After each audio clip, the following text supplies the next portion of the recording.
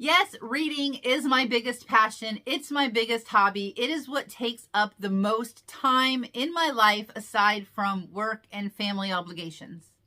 Not that my family is an obligation. Work is an obligation, and then my family comes second, and then reading comes third. But sometimes I get a little distracted from reading because I do have another hobby that I think a lot of other readers have as well, and that is cozy gaming. I love to curl up at night. Sometimes I wear my headphones and listen to an audiobook, so I am still getting a little bit of reading done. But I just love to curl up, get under my blanket with my Switch, and just play a cozy game for hours and hours and hours. So I'm going to tell you some of my favorite cozy games that I've played and that I've loved, and I would love recommendations for ones that I have missed because I am always on the lookout for a good cozy game. First two on the list would be Dragon Quest Builders 1 and 2. So I grew up playing Dragon Quest games and I liked them okay. I really liked the story. I really liked the monsters. I didn't so much like the combat or the turn-based combat. Introducing Dragon Quest Builders, it is like Minecraft meets Dragon Quest with very little combat. There are some monsters that you have to battle, but they're not too hard.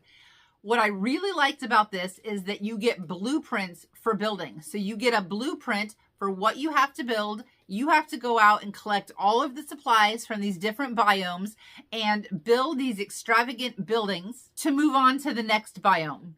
It's like Minecraft because all of your materials are in square block form. The colors are bright, the music is engaging, and the characters are hilarious.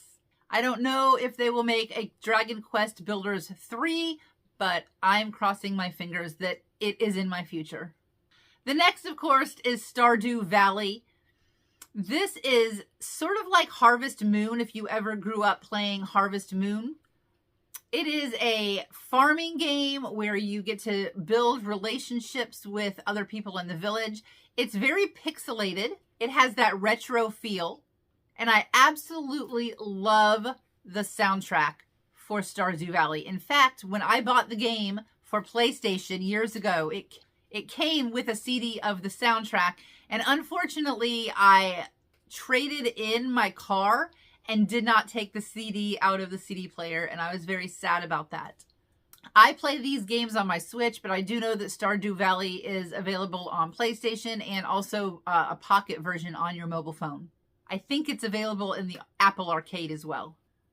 A game that has sucked me in and that I have played every single day for almost 2 years is Disney's Dreamlight Valley. There is so much to do. There are so many characters to unlock. There are so many quests to go on. And every quarter there is an update that brings you new quests, new star paths, new characters. And if you find yourself at the end waiting for the next quarter, waiting for the next update, there is a ton that you can do around the valley. There is decorating. There are clothes that you can design. I love waiting for the updates to find out what the next character is going to be that is released. And because of these updates, this game never gets old, never gets boring. The next two I have are very similar. The first one is my time at Portia, and the second one is my time at Sandrock. These are almost like the exact same game, but different quests, different locations, different storylines. Visually, they are exactly the same. So you are a builder. You go to this town that needs a builder. You have to build all of your equipment. You have to go on quests. You have to fulfill workshop quests for people in the village. There are people and animals that you can grow friendships with. You can have romantic relationships and get married and have children. Parts of this game are a grind. Personally, I really like grinding for materials. And this is a game that you can put hours and hours and hours into.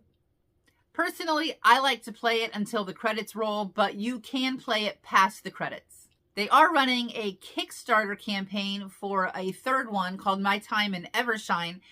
This one will be a little bit different because it will have more of an anime feel. So I'm looking forward to that one coming out as well. Personally, those are the ones that I have played and the ones that I have enjoyed. I know that there are so many more out there. I hope that this video has given you an idea, maybe given you a recommendation for a new game that you haven't played yet. And until the next video, happy reading.